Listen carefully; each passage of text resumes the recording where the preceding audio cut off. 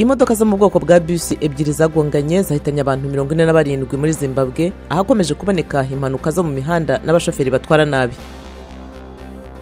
Abahoze ari abakuru b'igihugu cya Madagascar Andry Rajoelina na Marc Ravalomanana bari imbere mu bakandida bahatanira umwanya wa perezida mu cyiciro cya mbere cy'itora hakurikijwe umubare w'amajwi amaze kubarurwa. Abanyasomaliya barishimira itorwa ry'impunzi y'umusomali Ilham Omar muri Kongere ya Leta Zunze Ubumwe za Amerika.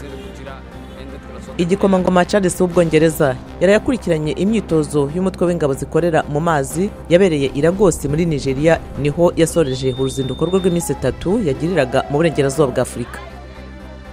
Naho muri Afurika y'Epfo, app yo muri telefone irimo gufasha abahinzi baciriritse ibahuza n'abafite amaduka acuruza ibyo bahinga.